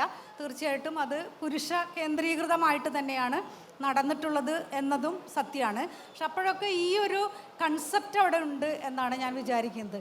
പുരുഷന് അഭിമതയായ ഒരു സ്ത്രീ, അവൾ ഒരു കാര്യം കൂടി അതിൽ ആഡ് ചെയ്യാൻ ഞാൻ വിചാരിക്കുന്നു. തീർച്ചയായിട്ടും സുന്ദരിയാകണം, കലാകാരിയാവണം, സംസാരിക്കാൻ അറിയുന്നവളാകണം, കുഞ്ഞുങ്ങളെ ഈ പറഞ്ഞ പോലെ ഭാവിയിലേക്ക് വളർത്തിക്കൊണ്ടുവരുന്ന ഈ പുതിയ കാലത്ത് നമുക്ക് പറയാം കോർപ്പറേറ്റുകൾക്ക് വേണ്ടി വരുന്നവളാകണം. അങ്ങനെയൊക്കെ ഉള്ളപ്പോൾ പോലും ഇന്ദുലേഖ പാരമ്പര്യാഭിമാനി കൂടിയായിരുന്നു. അതുകൂടി ഒന്ന് ആഡ് ചെയ്യാൻ ഞാൻ ആഗ്രഹിക്കുന്നു. കാരണം മാധവനുമായിട്ട് വളരെ സ്വതന്ത്രമായിട്ട് സംസാരിക്കുമ്പോഴും ഇന്ദുലേഖ പറയുന്ന ഒരു കാര്യം ഈ സംബന്ധം എന്ന് പറയുന്ന അത്ര മോശം കാര്യമൊന്നും അല്ല എന്നാണ്. സംബന്ധത്തെ നായർ സ്ത്രീകളെ താഴ്ത്തിക്കൊണ്ട് മാധവൻ വാദമുഖങ്ങൾ ഉയർത്തുമ്പോൾ അതത്ര മോശമായ കാര്യമൊന്നുമല്ല, ബ്രിട്ടീഷുകാർ വരെ അതിനെ പൊക്കി പറഞ്ഞിട്ടുണ്ട് എന്നാണ് ഇന്ദുലേഖ പറയുന്നത്. അപ്പോൾ ഈ പാരമ്പര്യാഭിമാനം കൂടി അവിടെ ഉണ്ടായിരിക്കണം, അതും പുരുഷന് നിർബന്ധമാണ്. ഈ ഒരു കുടുംബ കൺസെപ്റ്റിൽ പാരമ്പര്യാഭിമാനികൾ കൂടി ആയിരിക്കേണ്ടതുണ്ട്. പിന്നെ ഇനിയിപ്പോൾ സാഹിത്യത്തിൻ്റെ അതിലേക്ക് ഞാൻ വരികയാണെങ്കിൽ കൂടുതലൊന്നും പറയാൻ ഞാൻ ഉദ്ദേശിക്കുന്നില്ല. നമ്മുടെ ആദ്യത്തെ ഒരുപക്ഷെ മലയാള നോവൽ, മലയാളത്തിൽ തന്നെ എഴുതിയതല്ല, മലയാളത്തിലേക്ക് ട്രാൻസ്ലേറ്റ് ചെയ്ത് വന്ന ഫുൽമോനി എന്നും കോരുണ എന്നും പേരുള്ള രണ്ട് സ്ത്രീകളുടെ കഥയാണ് ഒരു 18-ാം നൂറ്റാണ്ടിൻ്റെ പകുതിയിൽ ഉണ്ടായി വരുന്നത്. 19-ാം നൂറ്റാണ്ടിൻ്റെ പകുതിയിൽ ഉണ്ടായ നോവൽ. അതിനുശേഷം 1.5 നൂറ്റാണ്ടിന് ശേഷമാണ് കല്യാണി എന്നും ദാക്ഷായണി എന്നും പറയുന്ന രണ്ട് സ്ത്രീകളുടെ കഥ എന്ന രാജശ്രീയുടെ നോവൽ ഇറങ്ങുന്നത്. അപ്പോൾ എന്താണ് മലയാളി സ്ത്രീക്ക് സംഭവിച്ചിട്ടുള്ളത് എന്നുള്ളത് ഒരു പിന്നോട്ട് നടത്തം തന്നെ ഉണ്ടായിട്ടില്ലേ എന്ന് രാജശ്രീയുടെ നോവൽ വായിക്കുമ്പോൾ നമുക്ക് തോന്നിക്കൂടായികയല്ല, അല്ലെങ്കിൽ തോന്നേണ്ടതാണ് എന്നാണ് ഞാൻ വിചാരിക്കുന്നത്. ഈ കല്യാണിയും ദാക്ഷായണിയും അതിലെ കഥാപാത്രത്തിൻ്റെ പൂർവികരായിരുന്നു, വാസ്തവത്തിൽ മുൻ തലമുറക്കാരികളാണ്. അവർ കുറച്ചുകൂടി സ്വതന്ത്രരായിരുന്നു, അവർ സ്വയം ആവിഷ്കരിക്കാൻ കഴിവുള്ളവർ ആയിരുന്നുവെങ്കിൽ ഇതിലെ മെയിൻ കഥാപാത്രം വാസ്തവത്തിൽ ഉദ്യോഗസ്ഥയാണ്, പഠിച്ചിട്ടുണ്ട്, ഉദ്യോഗം ഭരിക്കുന്നുണ്ട്. ഈ പറഞ്ഞ പോലെ എന്താണ് പറയേണ്ടത്, അമ്പോ അതുപോലെ അങ്ങോട്ട് ഇത് വിട്ട അസ്ത്രം പോലെ അങ്ങോട്ടും ഇങ്ങോട്ടും ഓടുന്നവളാണ്. അങ്ങനെ ആയിരിക്കുമ്പോൾ പോലും അവൾ അസ്വസ്ഥത അനുഭവിക്കുന്നു. എന്താണ് അസ്വസ്ഥത എന്ന് പോലും ആ കഥാപാത്രത്തിന് പറയാൻ സാധിക്കാതെ അവസാനം ഒരു സൈക്കോളജിസ്റ്റിൻ്റെ അല്ലെങ്കിൽ സൈക്യാട്രിസ്റ്റുകളുടെ അടുത്ത് മാറി മാറി പോകേണ്ടി വരുന്നൊരവസ്ഥ. അപ്പം അവിടെയൊക്കെ ഉയരുന്നൊരു ചോദ്യം, എന്താണ് നിനക്ക് പ്രശ്നം? എന്താണ് നിനക്ക് പ്രശ്നം? നിനക്ക് എല്ലാം ഉണ്ടല്ലോ, നല്ലൊരു ഭർത്താവുണ്ട്, നല്ലൊരു വീടുണ്ട്, നല്ല കുഞ്ഞുങ്ങളുണ്ട്, ജോലിയുണ്ട്, പിന്നെ എന്താണ് നിനക്ക് പ്രശ്നം? You should be satisfied with that എന്ന് പറയുന്ന ഒരവസ്ഥ. ഈ ഒരു ചോദ്യമാണ് അഡ്വക്കേറ്റ്സ് വരെ സ്ത്രീകളോട് ചോദിക്കുന്ന ചോദ്യമാണ്. എന്താണ്, നിന്നെ ഭർത്താവ് അടിക്കാറുണ്ടോ? ഇല്ല. നിന്നെ ഭർത്താവ് വേറൊരാൾക്ക് കൂട്ടിക്കൊടുക്കാറുണ്ടോ? ഇല്ല. പിന്നെന്താണ് പ്രശ്നം? അപ്പോൾ ഇതാണ്. അപ്പോൾ ഇതെന്താണ് ഈ പ്രശ്നമെന്ന് ഒരുപക്ഷെ എഴുത്തുകാരികൾക്ക് ആവിഷ്കരിക്കാൻ സാധിക്കുന്നുണ്ട് എന്നാണ് ഞാൻ വിചാരിക്കുന്നത്. മുസ്ലിം സ്ത്രീകളുടെ കാര്യത്തിലേക്ക് വന്നാൽ എനിക്ക് ഒരുപക്ഷെ ഈ നവോത്ഥാനത്തിൻ്റെ ഈ ഇന്ദുലേഖ കൺസെപ്റ്റിലുള്ള കുടുംബ സംവിധാനത്തെ വളരെ സന്തോഷപൂർവ്വം സ്വീകരിച്ച ഒരു മതം തന്നെയാണ് ഇസ്ലാം മതം എന്നാണ് ഞാൻ വിചാരിക്കുന്നത്. തീർച്ചയായിട്ടും അത് കൊളോണിയൽ കൺസെപ്റ്റിലുള്ള ഒരു വിക്ടോറിയൻ സങ്കല്പത്തിലുള്ള ഒരു കുടുംബസങ്കല്പം തന്നെയാണ് ഇന്ദുലേഖയും മാധവനും സ്വീകരിച്ചിട്ടുള്ളത്. നമുക്കറിയാം, ഒരു യൂണിറ്റ് കുടുംബമാണ്. ഇപ്പോൾ ഈ പറഞ്ഞ പോലെയുള്ള സ്ത്രീയാണ്. ഇത് വളരെ സന്തോഷത്തോടു കൂടി, ഇത് തീർച്ചയായിട്ടും ക്രിസ്ത്യാനികൾക്ക്, ക്രിസ്ത്യൻ സമുദായത്തിന് അത് സ്വീകാര്യമാണ്, വിക്ടോറിയൻ സങ്കല്പത്തിലുള്ള ആ കുടുംബം. മുസ്ലിങ്ങളും അത് കൃത്യമായിട്ടും സ്വീകരിച്ചിട്ടുണ്ട്, വളരെ സന്തോഷപൂർവ്വം തന്നെ സ്വീകരിച്ചിട്ടുണ്ട്. തീർച്ചയായിട്ടും ആ കാലത്ത് നമുക്ക് നവോത്ഥാന പ്രസ്ഥാനങ്ങൾ എന്ന് പറയാവുന്നത് ആ കാലത്തുണ്ടായി വന്ന ഒരു മുജാഹിദ് പ്രസ്ഥാനം തന്നെയായിരുന്നു. അക്കാലത്ത് ആ മുജാഹിദ് പ്രസ്ഥാനമായിരുന്നു. ആ ഇരുന്നില്ല, ഐക്യസംഘം എന്നുള്ള പേരിൽ ഒരുപക്ഷെ അതിനു മുമ്പ് തന്നെ തുടങ്ങിയിട്ടുണ്ട്. വാസ്തവത്തിൽ അവിടെ ഉണ്ടായിട്ടുള്ളത് മുസ്ലിം സ്ത്രീകൾക്ക് വിദ്യാഭ്യാസം ചെയ്യാം. വാസ്തവത്തിൽ അങ്ങനെ തന്നെയാണ്. ഒരുപക്ഷെ എൻ്റെ ഉമ്മയും എൻ്റെ ഗ്രാൻഡ് മദർ അടക്കം സ്കൂളിൽ പോകാനും പഠിക്കാനും സാധിച്ചിട്ടുണ്ട്. എൻ്റെ ഉമ്മയ്ക്ക് കുറച്ചുകൂടി ഉയർന്ന നിലയിലേക്ക് വരാൻ സാധിച്ചിട്ടുണ്ട്. പക്ഷേ ഉമ്മയുടെ വിദ്യാഭ്യാസം മുടങ്ങിപ്പോകുന്നു. കാരണം നേരത്തെ പറഞ്ഞ പുരുഷ സങ്കല്പങ്ങൾക്ക് അനുസരിച്ചുള്ള അതിർത്തികൾക്കുള്ളിൽ നിന്ന് വിട്ടുപോകുമോ എന്നുള്ളൊരു സംശയം വന്നു കഴിഞ്ഞപ്പോൾ, അവർക്കൊരു പ്രണയമുണ്ടോ എന്നുള്ളൊരു സംശയം വന്നപ്പോൾ, ആ പ്രണയം ഒരു ഔട്ട് ഓഫ് റിലിജിയൺ ആണോ എന്നുള്ളൊരു സംശയം ഉണ്ടായപ്പോൾ, അത് സൗഹൃദം പോലും ആണോ എന്ന് പോലും അന്വേഷിക്കാതെ അവരുടെ വിദ്യാഭ്യാസം മുടങ്ങുകയാണ്. ഇതാണ് ഒരു പുരുഷ വലയത്തിനകത്ത് നിന്നുള്ള വിദ്യാഭ്യാസവും ജോലി സമ്പാദനവും ഒക്കെയേ മുസ്ലിം സ്ത്രീക്ക് സാധ്യമാകുന്നുള്ളൂ. എനിക്ക് ഓർമ്മയുള്ള ഞാൻ എൻ്റെ ജീവിതം വെച്ചിട്ട് തന്നെ അത് ചോദ്യം ഇതായതുകൊണ്ട് പറയാം. ഞങ്ങൾ കുറേ പെൺകുട്ടികളാണ് എൻ്റെ വീട്ടിൽ. ഒരു 3 പേരൊക്കെ വിവാഹം കഴിഞ്ഞു. അപ്പം എൻ്റെ വിവാഹം ആലോചിച്ചു കൊണ്ടിരിക്കുന്ന ആ സമയമാണ്. അപ്പം ഞങ്ങളുടെ ഉപ്പ നേരത്തെ മരിച്ചുപോയി. അപ്പോൾ ഉപ്പയുടെ ജ്യേഷ്ഠൻ പറഞ്ഞൊരു കമൻറ്റ് ഇപ്പോഴും എൻ്റെ മനസ്സിലുണ്ട്. അതെന്നെ കുറച്ചൊക്കെ അസ്വസ്ഥമാക്കിയതുമാണ്. ആ പറഞ്ഞ കമൻറ്റ്, ഈ കുട്ടികളൊക്കെ വളരെ നല്ല പെൺകുട്ടികളാണ്, നല്ല ഇൻ്റലിജൻ്റാണ്, അവർ പഠിക്കും, നല്ല ഉദ്യോഗമൊക്കെ നേടും, പക്ഷേ വളരെ നല്ലൊരു ക്വാളിറ്റി അവർക്കുണ്ട്. അത് അവർ ഏത് പുരുഷൻ്റെ കൂടെയാണോ അവരെ പറഞ്ഞയച്ചത്, ആ പുരുഷൻ്റെ താല്പര്യങ്ങൾക്കനുസരിച്ച് ജീവിച്ചു കൊള്ളും എന്നുള്ള ഒരു വളരെ ഉയർന്ന ക്വാളിറ്റിയാണത്. ഞങ്ങളുടെ കുടുംബത്തിലെ പെൺകുട്ടികളുടെ ഒരു ക്വാളിറ്റി ആയിട്ട് അന്നത് പറയുകയുണ്ടായി. എൻ്റെ മനസ്സിൽ വല്ലാത്തൊരു അസ്വസ്ഥത ഉണ്ടായിരുന്നു. എന്താണ് അസ്വസ്ഥത എന്ന് എനിക്ക് പോലും പറയാൻ കഴിയില്ലായിരുന്നു. ഞാനും കുറേ അങ്ങനെയൊക്കെ ആകാൻ ശ്രമിച്ചിട്ടുണ്ട് എന്നാണ് ഞാൻ വിചാരിക്കുന്നത്. ഞാനും ശ്രമിച്ചിട്ടുണ്ടാകാം. പക്ഷേ പിന്നീട് ചെറിയ ചെറിയ പൊരുതലുകളിലൂടെ വന്നതുകൊണ്ട് മാത്രമാണ് വാസ്തവത്തിൽ കുറച്ച് വൈകിട്ടെങ്കിലും എനിക്ക് എഴുത്തിൻ്റെ ലോകത്തിലേക്കും നേരത്തെ സുനിത പറഞ്ഞ ഒരു സംഘടനയുടെ ആ രീതിയിലൊരു ഭാരവാഹി എന്നുള്ള നിലയിൽ ഒരു വലിയ ഉയർച്ചയായിട്ട് പറയല്ല, പക്ഷെ അങ്ങനെയൊക്കെ സാധിച്ചത് ചെറിയ ചെറിയ ചെറിയ പൊരുതലുകളിലൂടെയാണ്. അപ്പോഴും ഞാൻ ശ്രദ്ധിച്ചിട്ടുള്ളത് കുടുംബം ബ്രേക്ക് ചെയ്യരുത് എന്നുള്ളതാണ്. ദേവികയെ ക്രിട്ടിസൈസ് ചെയ്യാം, പക്ഷേ അങ്ങനെ തന്നെയാണ് ഞാൻ മുന്നോട്ട് വന്നിട്ടുള്ളത്. അപ്പോൾ ഈ സംഘടന, ഞാനൊരു എഴുത്തുകാരി എന്നുള്ള നിലയിൽ ഐഡൻറ്റിറ്റി ഉണ്ടാകണം എന്നാഗ്രഹിച്ചിട്ടുള്ള ആളാണ്. ആ രീതിയിലാണ് ഞാൻ വന്നത്. സംഘടനകളെയൊക്കെ ഞാൻ പൊതുവെ തള്ളിക്കളയാറാണ്, അവരോട് അസോസിയേറ്റ് ചെയ്യാറുണ്ട്, അവരുടെ പരിപാടികളിലൊക്കെ പങ്കെടുക്കുമെങ്കിലും സംഘടനകളിൽ അംഗമാകാൻ എനിക്ക് താല്പര്യമില്ല. ഞാൻ ഏതോ ഒരു ലേഖനത്തിൽ അത് എഴുതിയിട്ടുണ്ട്. ഒരു സംഘടനയുടെയും ഭാഗമാകാൻ ഞാൻ ആഗ്രഹിക്കുന്നില്ല എന്ന് പറഞ്ഞിട്ടുള്ള ആളാണ്. പക്ഷേ ഇപ്പോഴൊരു സംഘടനയിൽ ഞാനുണ്ട്. 1-2 സംഘടനകളിലൊക്കെ ഉണ്ട്. ഒന്നൊരു ആൻറ്റി ഫാസിസ്റ്റ് സംഘടനയാണ്. രണ്ടാമത്തേത് ഇപ്പോൾ പറഞ്ഞ മുസ്ലിം സ്ത്രീകളുടെ അവകാശങ്ങൾക്ക് വേണ്ടിയുള്ള. ഇത് വൈരുദ്ധ്യമാണോ എന്ന് പോലും പലരും സംശയിക്കുന്നുണ്ട്. ഇതെങ്ങനെയാണ് നിങ്ങൾ രണ്ടും കൂടി കൊണ്ട് നടക്കുക എന്നുള്ളത്. അപ്പോൾ ഈ ഒരു സംഘടനയിൽ ഞാൻ വരുന്ന സമയത്ത് ഞാൻ വളരെ അതൃപ്തിയോടുകൂടിയാണ് വന്നത്. പക്ഷെ നിങ്ങളൊന്നും മാറിയിരിക്കാൻ പാടില്ല, വരണം എന്ന് പറയുകയും അതിലെത്തുകയും. പക്ഷെ എത്തിയതിന് ശേഷം ഞാൻ മനസ്സിലാക്കിയ ചില ഫാക്റ്റുകളുണ്ട്, എന്നെ ഞെട്ടിച്ച കുറേ ഫാക്റ്റുകൾ. പക്ഷെ എന്നെ ഞെട്ടിക്കേണ്ട ആവശ്യമൊന്നുമില്ല, എൻ്റെ ജീവിതത്തിൽ തന്നെ ഇതൊക്കെ ഉണ്ടായിട്ടുള്ളതാണ്. ഞാൻ പറഞ്ഞു, എൻ്റെ അച്ഛൻ നേരത്തെ മരിച്ചുപോയി, ഞങ്ങളൊക്കെ പെൺകുട്ടികളായിരുന്നു. വാസ്തവത്തിൽ എൻ്റെ ഉപ്പയുടെ സ്വത്ത് വിഭജിക്കുന്ന സമയത്ത് തന്നെ ഞങ്ങൾക്കൊന്നുമില്ല എന്നുള്ള രീതിയിൽ അവിടെ വന്നിട്ടുണ്ട്. പക്ഷേ ഞങ്ങളുടെ ഉപ്പയുടെ സഹോദരങ്ങളൊക്കെ കുറച്ചുകൂടി ജനറസ് ആയതുകൊണ്ട് കുറച്ചൊക്കെ ഞങ്ങൾക്ക് തന്നു, കൃത്യമായിട്ട് ഡിവൈഡ് ചെയ്തിട്ടില്ല. ഇന്നിപ്പോൾ സുനില 2 അനുഭവങ്ങൾ എൻ്റെ അടുത്ത് പറയുകയായിരുന്നു. ഭർത്താവ് മരിച്ചതിന് ശേഷം 2 പെൺകുട്ടികളുമായിട്ട് വീട്ടിൽ നിന്ന് ഇറങ്ങിപ്പോകേണ്ടി വന്ന ഒരു അമ്മയുടെ അനുഭവം. അതേപോലെ തന്നെ ഞാൻ വന്നപ്പോൾ ഞാൻ മനസ്സിലാക്കിയത്, ഇത് നമ്മൾ വിചാരിക്കുന്ന പോലെ ഒരു ഭർത്താവിൻ്റെ അല്ലെങ്കിൽ പുരുഷൻ്റെ പകുതി സ്വത്ത് സ്ത്രീക്ക് എന്നുള്ള സിംപ്ലിഫൈ ചെയ്ത് നമ്മൾ കാണാൻ പാടില്ല. അതുമാത്രമല്ല, അതാണ് പൊതുവെ എല്ലാവരും മനസ്സിലാക്കുന്നത്, പുരുഷൻ്റെ പകുതിയേ സ്ത്രീക്കുള്ളൂ എന്നുള്ളൊരു സിംപ്ലിഫിക്കേഷൻ. അപ്പം നമ്മൾ എന്തിനാണ് ഈ സംഘടന സ്വത്തിന് വേണ്ടി, പാരമ്പര്യ സ്വത്തിന് വേണ്ടി, എന്തിനും പാരമ്പര്യ സ്വത്തിന് വേണ്ടി നോക്കുന്നത്? നിങ്ങൾ സ്വന്തം കാലിൽ നിൽക്കുക, നിങ്ങൾക്ക് ജീവിക്കുക. പക്ഷെ അപ്പോൾ പോലും നമ്മളെ ജീവിക്കാൻ അനുവദിക്കാത്ത രീതിയിൽ ഈ നിയമങ്ങൾ വരുന്നുണ്ട് എന്നുള്ളതാണ് പ്രശ്നം. കാരണം ഒരു 10 സെൻറ്റ് സ്ഥലമുള്ള ഒരു സ്ത്രീ വീടും മാത്രമേ ഉള്ളൂ. ഭർത്താവ് പെട്ടെന്ന് മരിച്ചു പോകുന്നു, പെൺകുട്ടികളേ ഉള്ളൂ. ആ വീട് ക്രയവിക്രയം ചെയ്തിട്ട് തൻ്റെ ജീവിതം വിറ്റിട്ട് തൻ്റെ ജീവിതം മുന്നോട്ട് കൊണ്ടുപോകാൻ സാധിക്കാത്ത രീതിയിൽ അതിൻ്റെ മേൽ ചിലർക്കൊക്കെ അവകാശമുണ്ടാകുന്ന ഒരവസ്ഥ.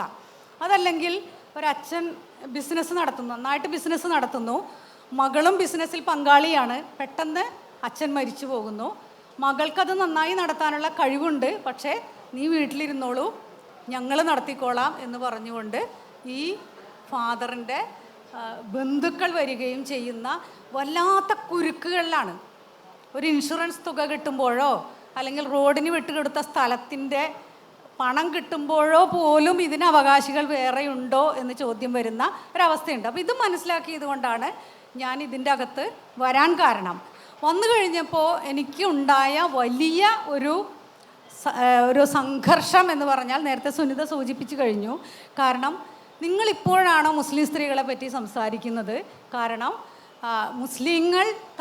മുസ്ലിം സമുദായം തന്നെ വളരെ അരക്ഷിതമായിരിക്കുന്ന ഈ ഒരു ഇന്ത്യൻ കാലാവസ്ഥയിൽ നിങ്ങളിപ്പോൾ ഇത് പൊക്കിക്കൊണ്ടുവരേണ്ട ആവശ്യം എന്താണ് എന്നുള്ള രീതിയിൽ ചോദിക്കുന്നവർ ഉണ്ടായിരുന്നു. പക്ഷെ നമുക്ക് പറയാതിരിക്കാൻ സാധ്യമല്ലാത്തൊരവസ്ഥയിലായിരുന്നു നമ്മളന്ന് വന്നത്. കാരണം സുപ്രീം കോടതിയിൽ, ഹൈക്കോടതിയിൽ ഇത് ഞങ്ങൾക്കൊന്നും ചെയ്യാൻ പറ്റില്ല എന്ന് പറഞ്ഞുകൊണ്ട് സുപ്രീം കോടതിയിലേക്ക് പോവുകയും സുപ്രീം കോടതിയിൽ കേസ് നടന്നുകൊണ്ടിരിക്കുകയും ചെയ്യുന്നൊരു സമയത്താണ് നമ്മുടെ ഈ സംഘടന രൂപീകരിക്കുന്നത്. അതേപോലെ തന്നെ നമുക്കിപ്പോൾ അറിയാം, ഇതാ ഏകീകൃത സിവിൽ കോഡ് വരുന്നു, ഇതാ ഏകീകൃത സിവിൽ കോഡാണ് മുസ്ലിം സ്ത്രീകളുടെ എല്ലാ പ്രശ്നങ്ങൾക്കും പരിഹാരം എന്ന് പറഞ്ഞുകൊണ്ട് കേന്ദ്ര സർക്കാർ നിരന്തരം ആഹ്വാനങ്ങൾ ഉയർത്തുന്നു. 2018 ഒരു നിയമ കമ്മീഷനെ തന്നെ അതിനായി കൊണ്ടുവന്നു. പൊതുജനങ്ങളിൽ നിന്നൊക്കെ അതിൻ്റെ അഭിപ്രായങ്ങളൊക്കെ തേടി അതിനുശേഷം ഇത് വേണ്ട എന്നാണ് പറഞ്ഞത്. ഏകീകൃത സിവിൽ കോഡ് ഇപ്പോൾ സാധ്യമല്ല, ഇന്ത്യയുടെ ഇന്നത്തെ അവസ്ഥയിൽ ഇത് സാധ്യമല്ല എന്ന് പറയുകയും, പക്ഷേ അതവിടെ പെട്ടിക്കകത്ത് പൂട്ടി വെച്ചിട്ട് 2023 രണ്ടാമതൊരു നിയമ കമ്മീഷൻ്റെ ഫോർമേഷൻ വരികയും അങ്ങനെയുള്ള സമയത്തൊക്കെയാണ് ഞങ്ങളുടെ ഈ സംഘടനയിലേക്കുള്ള വരവ്. അപ്പം ഞങ്ങൾ ഈ നിയമ കമ്മീഷന് ഞങ്ങളുടെ ആവശ്യങ്ങൾ അവിടെ സമർപ്പിക്കുകയുണ്ടായി. അതിൽ ഞങ്ങൾ കൃത്യമായിട്ട് പറയുന്നുണ്ട്, ഏകീകൃത സിവിൽ കോഡല്ല ഞങ്ങളുടെ ആവശ്യം. ഞങ്ങൾ ആവശ്യപ്പെടുന്നത് ക്രിസ്ത്യൻ സ്ത്രീയുടെ അവകാശങ്ങൾ സംരക്ഷിക്കാൻ വേണ്ടി മേരി റോയിയുടെ നിയമ പോരാട്ടം ദീർഘകാലം നിലനിൽക്കുകയും അവസാനം അവർ അതിന് നല്ല റിസൾട്ട് നേടിയെടുക്കുകയും ചെയ്തു. അപ്പോഴും ഇപ്പോഴും ക്രിസ്ത്യൻ സ്ത്രീക്ക് അത് പൂർണ്ണമായിട്ട് ലഭിക്കുന്നുണ്ടോ എന്നുള്ള ചോദ്യം അവിടെ ഉണ്ട്. എങ്കിൽ പോലും നിയമപരമായിട്ടെങ്കിലും ചോദ്യം ചെയ്യാൻ ആവുന്ന വിധത്തിൽ ക്രിസ്ത്യൻ സമുദായത്തിൽ അങ്ങനെ ഒരു ചേഞ്ച് വന്നിട്ടുണ്ട്. ഹിന്ദു സമുദായത്തിലും ചേഞ്ച് വന്നിട്ടുണ്ട്. അതിൻ്റെ പേരിൽ അംബേദ്കർ രാജിവെച്ച് ഇറങ്ങി പോരേണ്ട ഒരു അനുഭവം കൂടി ആദ്യത്തെ നിയമമന്ത്രി ആയിരിക്കുമ്പോൾ ഉണ്ടായിട്ടുണ്ട്. ഇദ്ദേഹമാണോ പറയുന്നത്, ദളിതാണോ പറയുന്നത് എന്ന് ചോദിച്ചുകൊണ്ട് ചുരുക്കണം. ഓക്കെ. അപ്പോൾ ഇങ്ങനെയുള്ള സമയത്ത് നമ്മൾ ശരിക്കും ഒരു ഞാണിന്മേൽ കളി പോലെയാണ് ഈ ഒരു സംഘടനയെ കൊണ്ടുപോകുന്നത്. കാരണം ഇത് ചൂഷണം ചെയ്യാൻ ഹിന്ദുത്വ അല്ലെങ്കിൽ ഹിന്ദുത്വ സർക്കാർ ഉപയോഗിക്കാൻ പാടില്ല. പക്ഷേ മുസ്ലിം സ്ത്രീകളുടെ അവകാശം നേടിയെടുക്കുകയും വേണം. ഇപ്പോഴല്ലെങ്കിൽ ഇനി എപ്പോൾ എന്നുള്ള ചോദ്യവും അവിടെയുണ്ട്. അപ്പോൾ അതുകൊണ്ട് തന്നെ ഈ സംഘടന നമ്മൾ മുന്നോട്ട് കൊണ്ടുപോവുകയാണ്.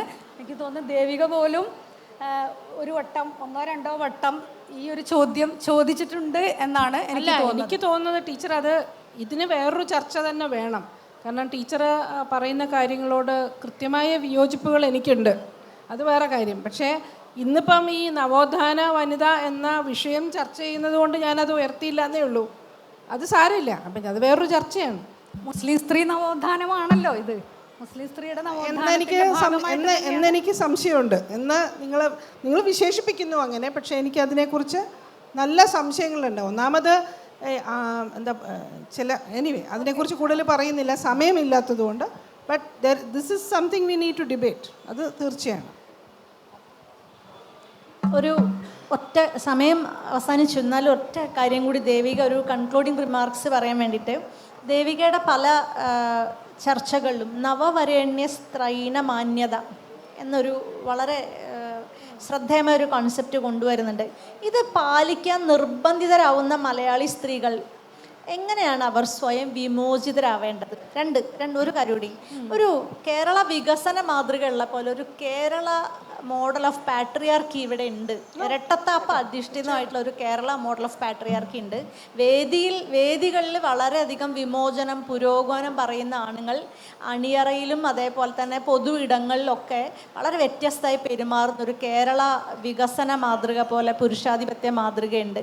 ഇതിനെക്കുറിച്ചൊന്ന് വളരെ ക്യുക്ക് കമൻറ്റോടുകൂടി നമുക്ക് ഈ സെഷൻ അവസാനിപ്പിക്കാം. ഇവിടെ ഡോക്ടറുടെ ചർച്ച തുടരാൻ നമുക്ക് സമയമില്ല, അത് മറ്റൊരു സെഷൻ മനോരമക്കാർ അതിന് ഒരുക്കേണ്ടതാണ്.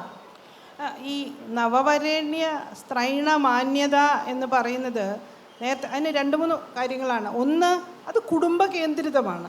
കുടുംബ കേന്ദ്രിതം എന്ന് പറയുമ്പോൾ പിതൃമേധാവിത്വ കുടുംബ കേന്ദ്രിതം എന്ന് തന്നെ എടുത്തു പറയണം. കാരണം സ്ത്രീകൾക്ക് അവരുടെ സങ്കല്പം അനുസരിച്ച് ഒരു കുടുംബം ഉണ്ടാക്കാനുള്ള സ്വാതന്ത്ര്യമില്ല. മറിച്ച് മുൻപേ കിട്ടിയിരിക്കുന്ന ഒരു ചട്ടക്കൂടിനുള്ളിൽ. അപ്പോൾ എങ്ങനെ പുറത്തിറങ്ങണം എന്ന് ചോദിച്ചാൽ സ്ത്രീകൾ അവരുടെ സ്വന്തം കുടുംബസങ്കല്പത്തെ, സ്നേഹസങ്കല്പത്തെ, കുടുംബസങ്കല്പം അവിടെ നിൽക്കട്ടെ, അതിനു മുമ്പ് സ്വന്തം സ്നേഹസങ്കല്പത്തെ സ്വയം വിഭാവനം ചെയ്യാനുള്ള ധൈര്യം മലയാളി സ്ത്രീകൾ കാണിക്കണം. അതിന് അത്യാവശ്യം വേണ്ടതെന്ന് വെച്ചാൽ സ്വന്തം കാലിൽ നിൽക്കാനുള്ള ശേഷിയാണ്. ലോകത്തൊരിടത്തും ഫെമിനിസം സ്ത്രീകൾ വൻതോതിൽ തൊഴിൽ മേഖലയിലേക്ക് കടക്കാതെ ഫലം കണ്ടിട്ടില്ല. അതുകൊണ്ട് തന്നെ ഈ തൊഴിൽ നേടി സ്വന്തം കാലിൽ നിന്ന് ഒന്നിലധികം ലോകങ്ങൾ കരസ്ഥമാക്കി, ഒന്നിലധികം ലോകങ്ങളിൽ ഇടം കരസ്ഥമാക്കിക്കൊണ്ട് സ്വയം സ്നേഹത്തെ വിഭാവനം ചെയ്യാൻ സ്ത്രീകൾക്ക് കഴിഞ്ഞാൽ ഒരുപക്ഷെ ഈ പറയുന്ന നമ്മളെ ശ്വാസം മുട്ടിക്കുന്ന ഒരുതരം മാന്യതയെ വിട്ട് നമ്മുടേതായ ഒരു മാന്യത, മറ്റൊരു മാന്യത ഉണ്ടാക്കാൻ മലയാളി സ്ത്രീകൾക്ക് കഴിയും. രണ്ടാമത് എന്തായിരുന്നു ചോദിച്ചത്? പുരുഷാധിപത്യത്തിന് തീർച്ചയായിട്ടും ഒരു കേരള മാതൃകയുണ്ട്. അതിൻ്റെ നെടുന്തൂണായി നിൽക്കുന്നത് പരിഷ്കർത്താവായ പുരുഷനാണ്. ആ പരിഷ്കർത്താവായ പുരുഷനിൽ നിന്ന് ഒരു മോചനവും ഇല്ല എന്ന് ഇന്നലെ KK രമയുമായിട്ട് നടന്ന ആ സംഭാഷണത്തിൽ നിന്ന് മനസ്സിലായി. ഒരു പരിഷ്കർത്താവ് KK രമയോട് ചോദിച്ചു, നിങ്ങൾക്ക് പണ്ട് SFIയിൽ ഭയങ്കര തിക്കുമുട്ടായിരുന്നല്ലോ, അത് കളഞ്ഞിട്ട് നിങ്ങൾക്ക് ഇറങ്ങി വന്നുകൂടെ? ഞാൻ നിങ്ങളെ അത് പറഞ്ഞില്ല, ഞങ്ങൾ നിങ്ങളെ സംരക്ഷിക്കുമായിരുന്നു. അപ്പം സംരക്ഷകനായ ഒരു റിഫോമർ അവിടെ തയ്യാറായി നിൽക്കുന്നുണ്ടായിരുന്നു അവരുടെ SFI കാലം മുതൽ. പിന്നെ അതല്ലാതെ പിന്നെ ഒരാൾ ചോദിച്ചു, നിങ്ങളെ ഞങ്ങൾ UDFകാർ സംരക്ഷിക്കുന്നില്ലേ, നിങ്ങൾക്ക് നന്ദിയില്ലല്ലോ. ഈ നന്ദിയില്ലായ്മയെ പറ്റി പണ്ട് ലളിതാംബിക അന്തർജനം മുതൽ പറഞ്ഞു തുടങ്ങിയതാണ്. ഈ അവരുടെ കഥ അവരുടെ പ്രസാദം എന്ന് പറഞ്ഞൊരു കഥയുണ്ട്. അതിൽ ഈ സാമൂഹ്യ പരിഷ്കർത്താവ് രക്ഷിക്കുന്ന സ്ത്രീകൾക്ക് അവരോട് നന്ദി ഉണ്ടാവണം എന്നുള്ള ആ ഒരു കൾച്ചറിൽ ഇതൊക്കെ ശരിക്കും കേരളത്തിൻ്റെ തനതായ പിതൃമേധാവിത്വമാണ്. ഇത്രയും പറഞ്ഞുകൊണ്ട് ഞാൻ നിർത്തുന്നു. ഈ ചർച്ചയാണ്. ഒരു 3 പേർക്ക് ചോദ്യം ചോദിക്കാനുള്ള അവസരമുണ്ട്. നമുക്ക് സമയപരിമിതി ഉള്ളത് കൊണ്ടാണ് ചുരുക്കുന്നത്. 3 പേർക്ക് ചോദ്യങ്ങൾ ചോദിക്കാം. നല്ലൊരു സെഷനായിരുന്നു, ഒത്തിരി ഇൻസ്പയറിംഗ് ആയിരുന്നു. എനിക്ക് നിങ്ങൾ 3 പേരോടും ചോദിക്കാനുള്ളത്, ഞാനൊരു ഫെമിനിസത്തിന് എതിരായിട്ടുള്ള ആളായിട്ട് എന്നെ കരുതരുത്. പക്ഷേ അബ്രാമിക് റിലിജനിലുള്ള ഒത്തിരി പേര് നമ്മുടെ ഈ നാട്ടിൽ ജീവിക്കുന്നുണ്ട്, സ്ത്രീകൾ. അതോടൊപ്പം തന്നെ ഇന്ത്യയുടെ കൺസെപ്റ്റിൽ സ്ത്രീത്വത്തെ, മാതൃത്വത്തെ പുകഴ്ത്തി ജീവിക്കുന്ന ഒത്തിരി പേരുണ്ട്. പക്ഷെ ശരിക്കും നോക്കിയേ, സ്ത്രീകൾ അടിമകളാകാൻ അവർ ആനന്ദം കണ്ടെത്തുകയാണ്. പുരുഷൻ പറയുന്ന ഡ്രസ്സ് ഇടാൻ, പുരുഷൻ വരയ്ക്കുന്ന വരയിലൂടെ നടക്കാൻ, അത് ലിബറേറ്റ് ചെയ്യാൻ അവർ ആഗ്രഹിക്കുന്നില്ല. അപ്പം നിങ്ങളെ ആര് രക്ഷപ്പെടുത്തും? നിങ്ങൾ അതിൽ ആനന്ദം കണ്ടെത്തിയാൽ നിങ്ങളെ ആര് രക്ഷപ്പെടുത്തും?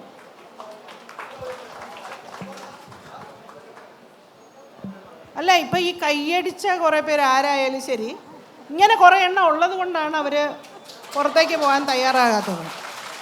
കാരണം ഒരു കാര്യം മനസ്സിലാക്കണം, ഒരു വീട്ടിൻ്റെ ഉള്ളിൽ ഇപ്പം ആധുനിക മലയാളി കുടുംബം ഒരു ലിബറൽ കുടുംബമൊന്നും, ഈ കുടുംബം എന്ന് പറഞ്ഞ സംഗതി തന്നെ ഒരിക്കലും ലിബറലിസത്തിന് എതിരായിട്ട് നിൽക്കുന്ന ഒരു ഒരു ഒരു ഒരു ഒരു എന്താ പറയുക, മെഡീവൽ ആയിട്ടുള്ള ഒരു ബാക്കിയാണ്. അതിനെ ഇങ്ങോട്ട് ഈ ബ്രിട്ടീഷ് കൊളോണിയലിസത്തിൻ്റെ ഫിൽറ്റേഴ്സിൽ കൂടെ ഇങ്ങോട്ട് കേരളത്തിലെത്തിയ ഒരു സാധനമാണ് ഈ ആധുനിക അണുകുടുംബം. അപ്പം ഈ ആധുനിക അണുകുടുംബത്തിൽ നമ്മളോടൊക്കെ പറഞ്ഞത്, അതായത് ഈ നവോത്ഥാനം എന്തുകൊണ്ടാണ് പെണ്ണുങ്ങൾ കണ്ണുമടച്ച് ഇതിലേക്ക് ചാടിയതെന്ന് നിങ്ങൾക്ക് ചോദിക്കാം. കാരണം അതിൽ സ്ത്രീയാണ് അതിൻ്റെ നെടുന്തൂണ്. സ്ത്രീ മുന്നോട്ട് വെക്കുന്ന മാതൃകാ സ്ത്രീ, മാതൃകാ മാതാവ്, മാതൃകാ സന്താനങ്ങളെ ഉൽപ്പാദിപ്പിക്കുന്നു. അതായത് സ്വയം അച്ചടക്കം പാലിക്കുന്ന സ്ത്രീ അച്ചടക്കമുള്ള കുട്ടികളെ വളർത്തിയെടുക്കുന്നു. ആ സ്ത്രീയുടെ ശക്തി സ്ത്രീ കുടുംബത്തിൻ്റെ ഉള്ളിൽ വളരെ ശക്തമായ ഒരു സ്ഥാനം, മാന്യമായ സ്ഥാനം വഹിക്കുന്നു എന്നൊക്കെ പറഞ്ഞുകൊണ്ടാണ് സ്ത്രീകളെ ഇങ്ങോട്ട് ചാടിച്ചത്. പക്ഷേ അതിലൊരു കാര്യം, ഈ പിതാവെന്ന് പറയുന്ന രൂപത്തിൻ്റെ അധികാരമൊന്നും ഒട്ടും കുറഞ്ഞില്ല എന്നുള്ളതാണ്.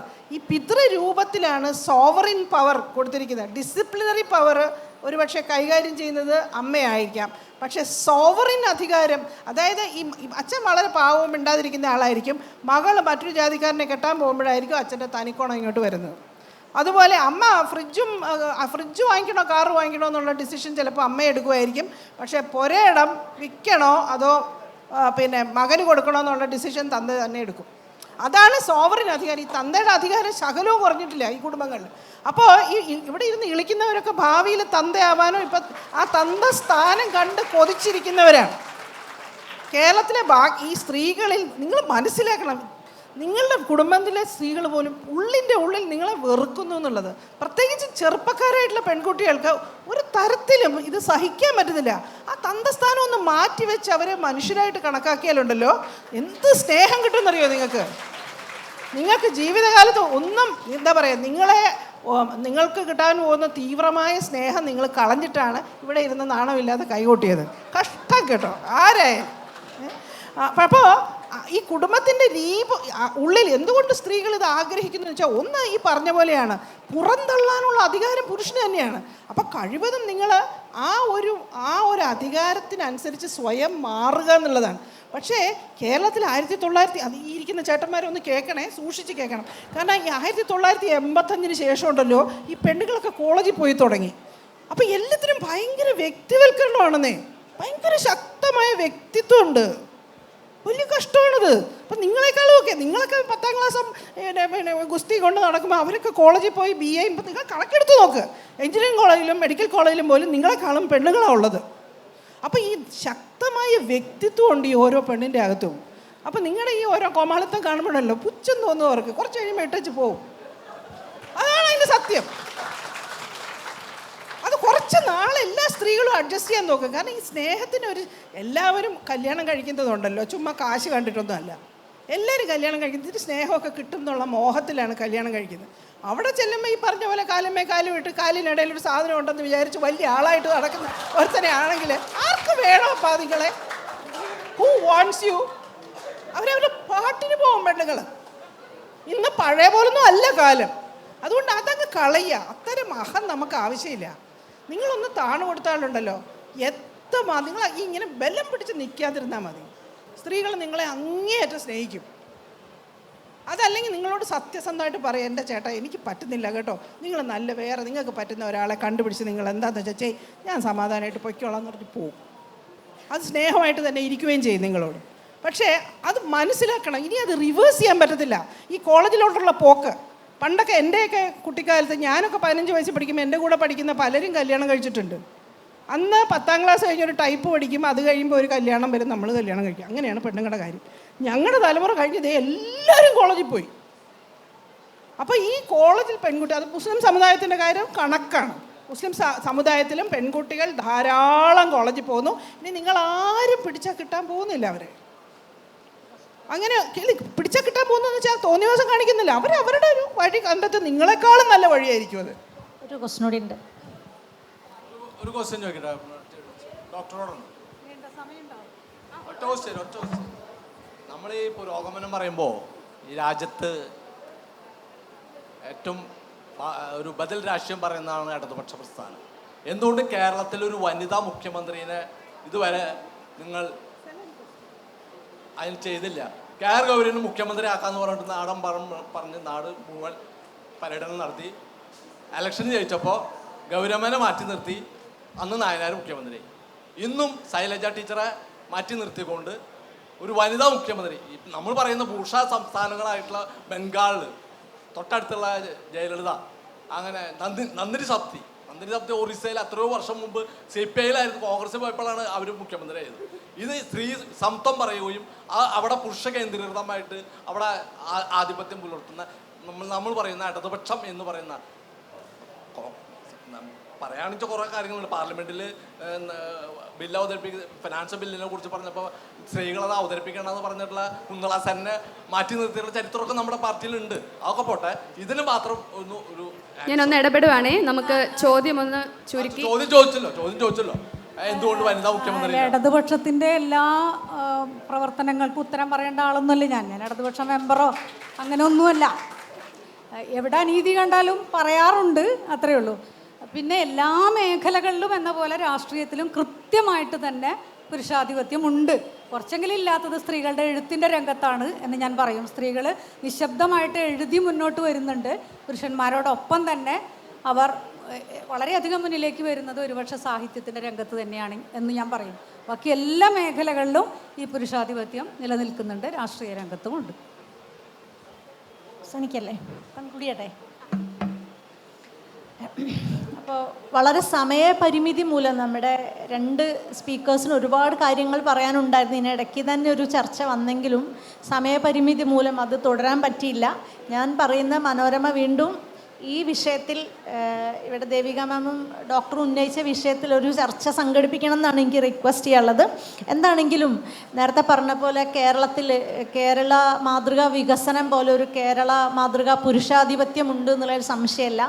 ഇരട്ടത്തപ്പാണ് അതിൻ്റെ അടിസ്ഥാനം. വേദിയിൽ പുരോഗമനം പറയുന്ന ആളുകൾ അണിയറയിലും വീടുകളിലൊക്കെ വളരെ വ്യത്യസ്തരാകുന്ന ഒരു സവിശേഷ പ്രതിഭാസം കേരളത്തിനാണുള്ളത്.